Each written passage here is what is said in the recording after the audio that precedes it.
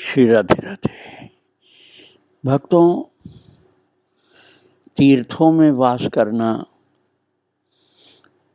पवित्र नदियों के किनारे किनारे चलना, जैसे गंगा जी के किनारे किनारे चलना, यमुना जी के किनारे, नर्मदा जी के किनारे किनारे चलना, ये साधुओं का स्वभाव होता है। पहले कुछ ज़्यादा ही था, अब उतना देखने को नहीं मिलता है, क्योंकि अब पैदल बहुत कम लोग चलते हैं। लेकिन अब भी उस परंपरा को निभाने वाले हैं संत लोग,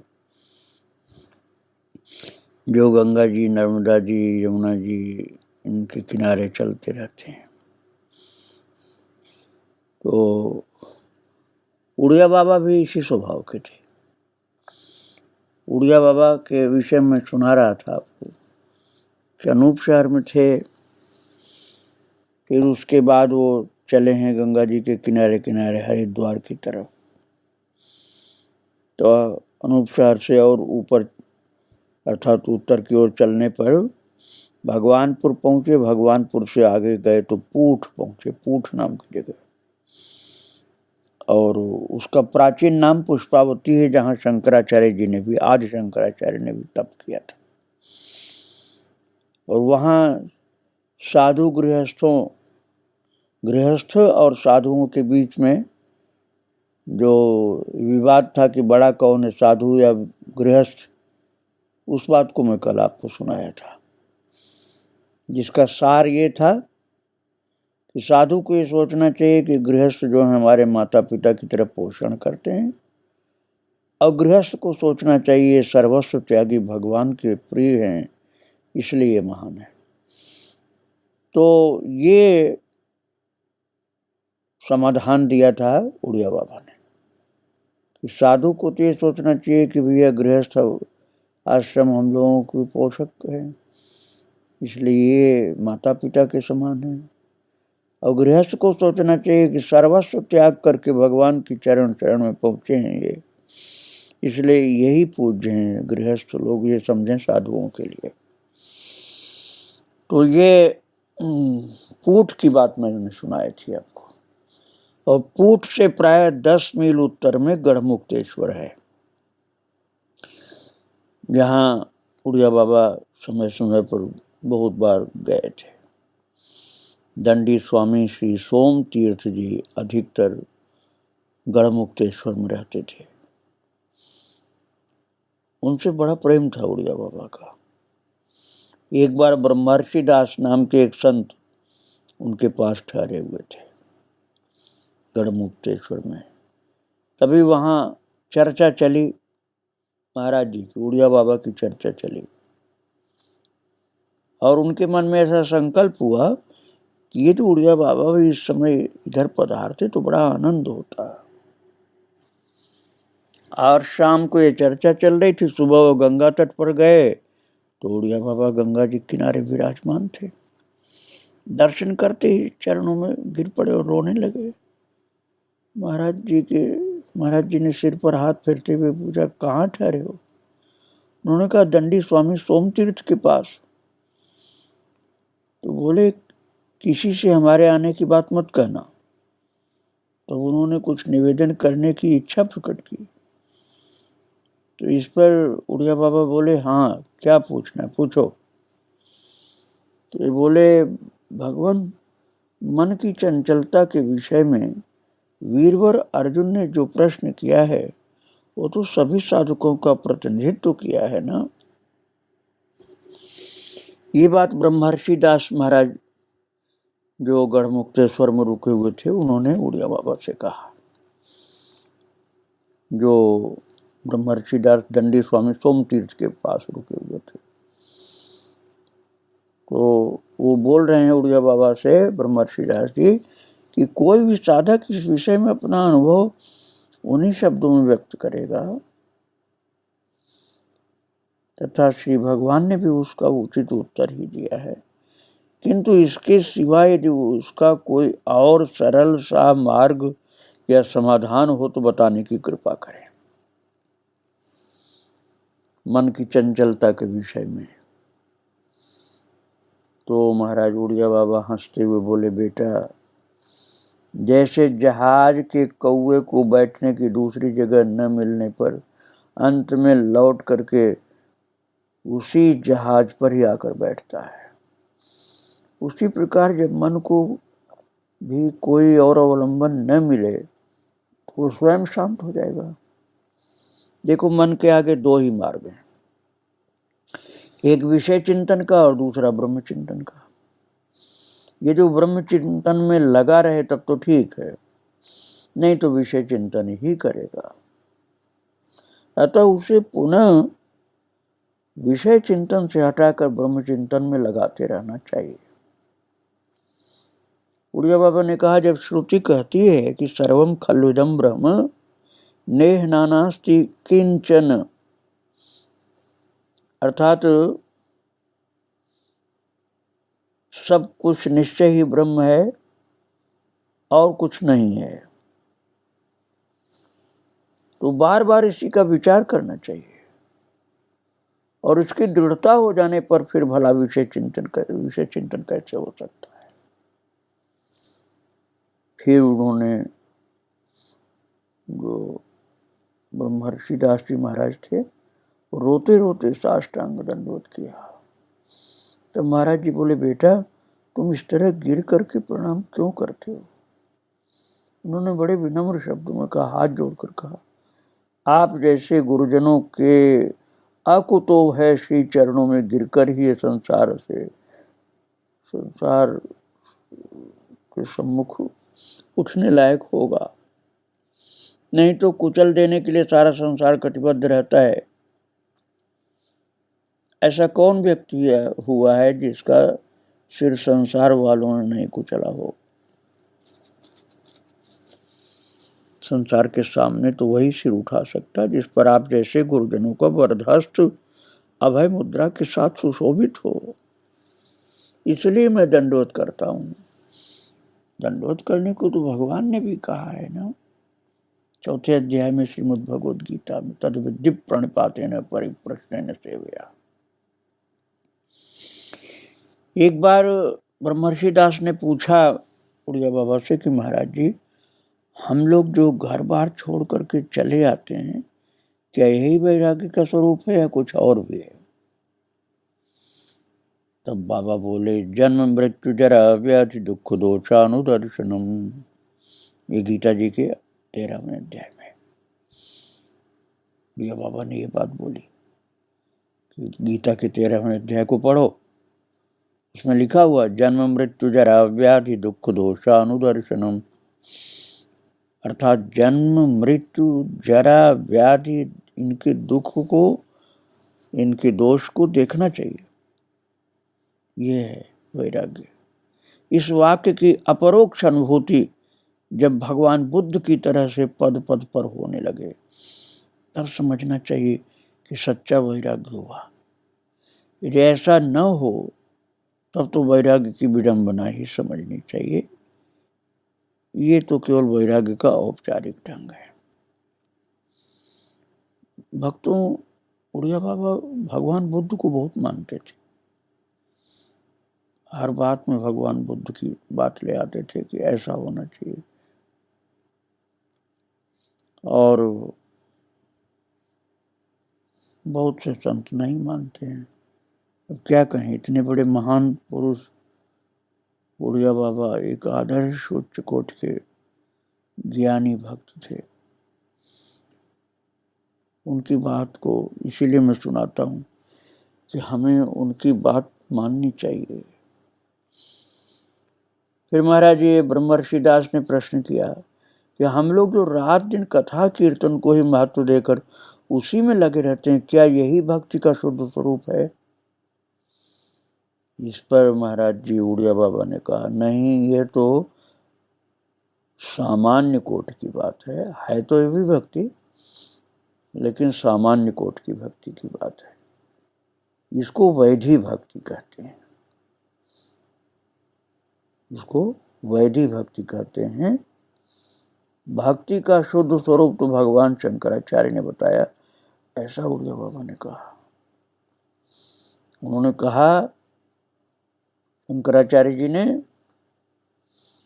स्वस्वरूपानुसंधानम भक्तिरित्य विधीयते स्वात्म तत्वानुसंधानम भक्तिरित्य परे जगुहु, अर्थात अपने स्वरूप की खोज करना भक्ति कहलाता है, तथा अन्य लोगों का कथन है कि अपने आत्मा के तात्विक स्वरूप को खोजना भक्ति है।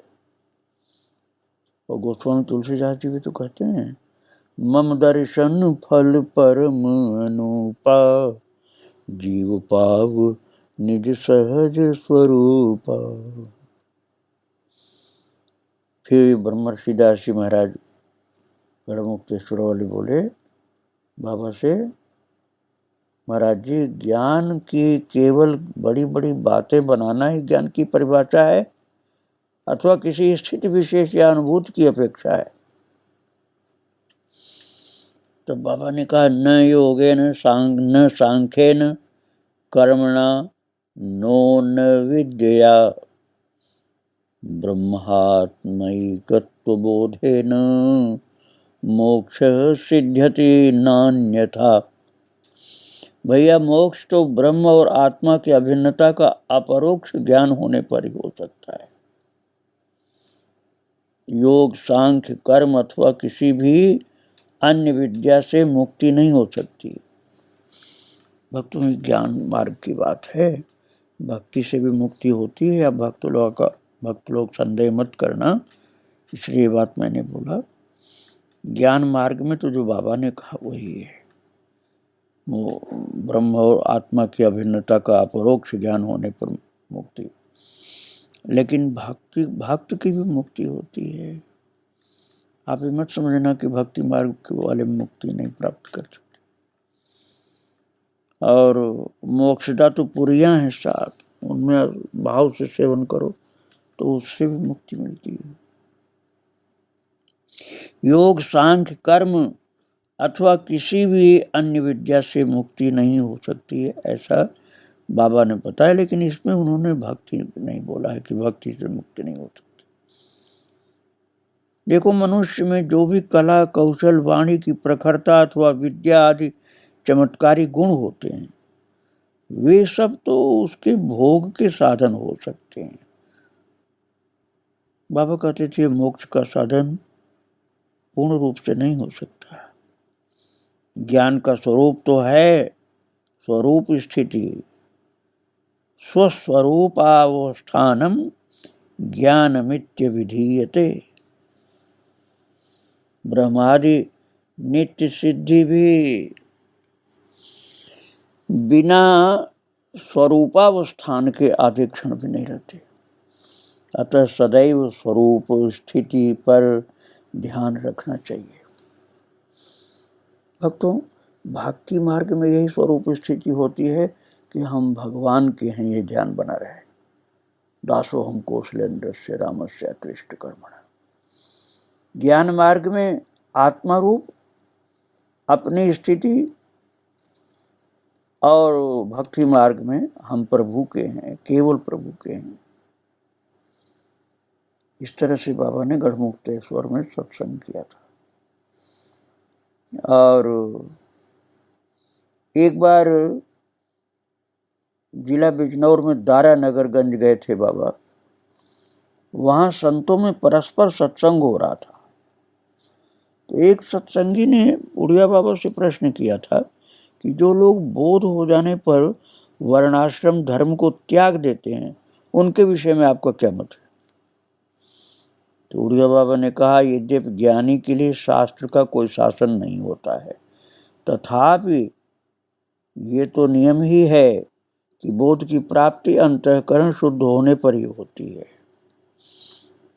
और एक बार वहाँ माधवानंद सरस्वती और अन्य कई महात्माओं के सामने इस विषय पर विचार हुआ था। तो वहाँ अधिकांश महात्माओं का यही मत ज्ञात हुआ कि दैवी संपत्ति तो महात्माओं में स्वभाव से ही रहा करती है, क्योंकि बिना निष्काम कर्म के चित्त शुद्धि नहीं होती है, और निष्काम कर्म दैवी संपत्तिवान ही कर सकता है। ज्ञानी तो चारों ही आश्रमों में होते हैं। और जो व्यक्ति किसी आश्रम विशेष में रहते हुए भी उसके नियमों का उल्लंघन करता है वो तो तमोगुणी है। आदर्श तो ऋभु, निदाग, वामदेव आदि के चरित्र हैं। उनका कहना था मेरा तो यही सिद्धांत है कि पूर्ण तत्ववेत्ता में दैवी संपत्ति की ही प्रधानता होनी चाहिए। और भक्तों, दारानगरगंज में बिजनौर जो है, थोड़ा दिन रुक करके बाबा फिर गंगा पार करके शुकताल गए, जहाँ सुखदेव जी महाराज ने राजा परीक्षित को भागवत सुनाई थी। वहाँ एक भागवती पंडित बहुत भाव से भागवत का सप्ताह कर रहे थे तो सुना, और सप्ताह समाप्त होने पर उड़िया बाबा को सुखदेव जी के दर्शन प्रत्यक्ष हुए वहाँ। अब आप ये समझ लीजिए कि ऐसे लोग कभी भी अलभ्य नहीं होते, बस ये है दुर्लभ होते हैं। कोई भक्त हो, कोई प्रेमी हो तो दर्शन मिलता है।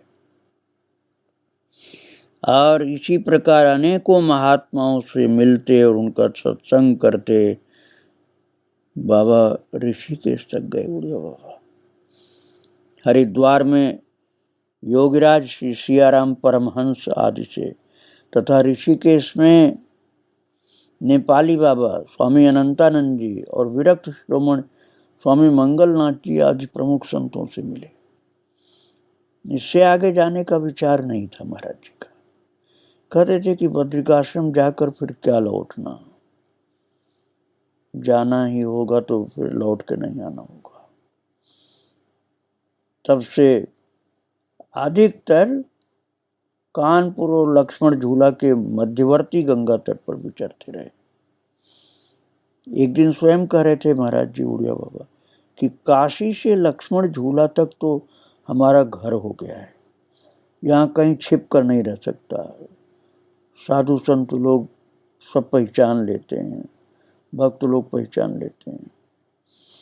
भजन के विषय में कहते थे बाबा कि भगवत भजन से ही दिव्य दृष्टि प्राप्त होती है, तथा भजन से ही अष्ट सिद्धियां और निर्विकल्प समाधि की प्राप्ति होती है। ये तुम भक्ति मार्ग में हो तो ये सब भगवान की सृष्टि है, इसलिए तुम किसी की निंदा नहीं कर सकते हो। जब भगवान की सृष्टि है तो निंदा कैसे करोगे तुम? और ज्ञान मार्ग में हो तो अपनी ही सृष्टि है, फिर अपनी बुराई तुम कैसे करोगे? अतः दोनों ही मार्गों में दूसरे की निंदा करने का अवकाश नहीं है। एक बार बाबा बता रहे थे कि मैं कुछ आदमियों के साथ ऋषिकेश गया था। वहाँ झाड़ियों में एक उच्च कोट के संत रहते थे। वे बड़ और पीपल के पत्ते इकट्ठे करके उन पर कोयले की स्याही और सरकंड की कलम से भगवान नाम लिखते रहते थे। ये कहीं भी जाते आते नहीं थे। एक दूसरे महात्मा उनके लिए क्षेत्र से भिक्षा ले आते थे। बाबा कहते हैं कि मैंने उनसे पूछा कि भजन करना कब छोड़ दें। तो उन्होंने कहा जब भजन करने की शक्ति न रहे, अर्थात जब इष्ट देव में मन इतना डूब जाए कि कोई चेष्टा करने की शक्ति न रहे, वहां तक भजन की अवधि होती है। अर्थात भजन जब तक कर सकते हैं करते रहना चाहिए। और तुमसे यदि पाठ किए बिना न रह जाए तो समझो कि पाठ ठीक है, और यदि कीर्तन किए बिना न रह जाए तो समझो ये असली कीर्तन है।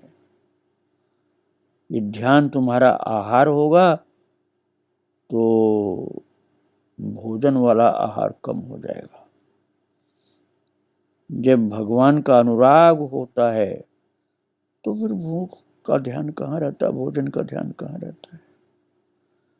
दुनिया का चिंतन छूटा और भगवत चिंतन होना शुरू हुआ, मुक्ति हुई। भागवत स्मरण और भक्तों का संग करना ही मुख्य कर्तव्य है।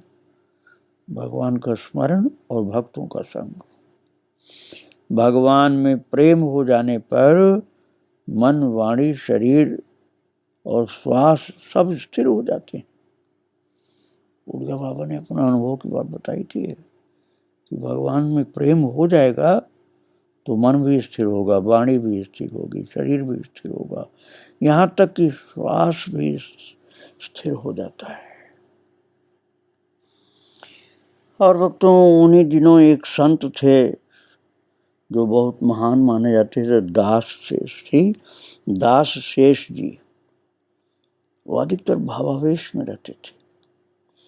उनकी कृपा कटाक्ष से बहुत लोगों को राधा कृष्ण भगवान के सौंदर्य, माधुर्य, रस विशेष का आनंद मिल जाता था। भगवान के नाम, रूप, लीला और धाम नित्य हैं और नित्यावतार संतों में अवतरित होकर अगणित प्राणियों को अनंत गुणगण निलय भगवान की ओर आकर्षित करते हैं। उनके नेत्रों को उनकी ओर उल्टा कर देते हैं, अर्थात हृदयों में मिलन की तड़प उत्पन्न कर देते हैं। संत रसानुभूति, महाराज ये संत ही जानते हैं, जो संत को भगवान के रस की अनुभूति होती है।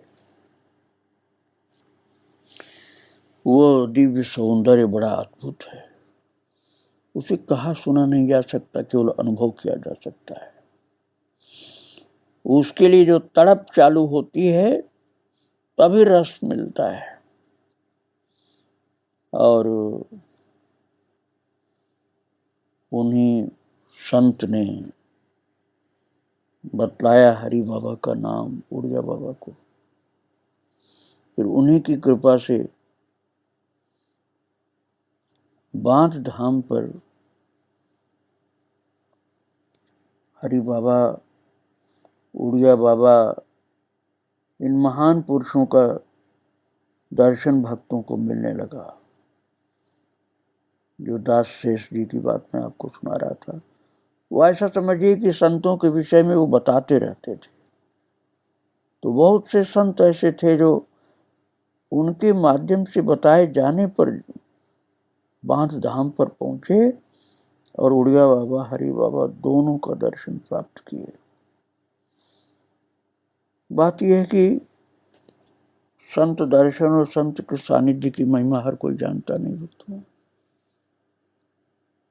संत का दर्शन मिले, संत का सानिध्य मिले तो सुखी मीन जह नीर अगाधा, जिम हरि शरण एक बाधा।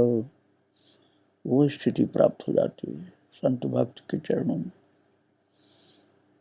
तो महाराज दास शेष जो संत थे, वो इन लोगों के चरणों में, अर्थात उड़िया बाबा, हरि बाबा के चरणों में साधकों को पहुंचा देना अपना कर्तव्य समझते थे। और वो बताते थे कि रामकृष्ण परमहंस महाराज थे, वही स्थिति इन महापुरुषों की है। इनका किसी भी प्रकार का आग्रह नहीं होता, बस भगवान के प्रेम में लीन हो जाते हैं और उनके सानिध्य में जाने वाला भी भगवान के प्रेम में लीन हो जाता है। और सर्वात्म प्रेम, प्राणी मात्र पर दया। और महाराज उड़िया बाबा तो भगवान बुद्ध को बहुत मानते थे। वो कहते थे जो मानव मात्र को मुग्ध कर देने वाली बुद्ध भगवान के हृदय की विशालता, गंभीरता और करुणा की द्योतक थी, उसका रहस्यमय रसोल्लास बाबा के जीवन में देखने को मिलता था। और ऐसी भक्ति परायण बुद्धि ही कल्याण करती है, जिसको ऋतंभरा प्रज्ञा कहा जाता है। उस समय बड़े बड़े विद्वान उड़िया बाबा के चरणों में आकर के भक्ति और ज्ञान के द्वारा पोषित होते थे। और महाराज हरि बाबा से इतना प्रेम हुआ उड़िया बाबा का कि दोनों दो स्वरूप, दो शरीर एक स्वरूप थे।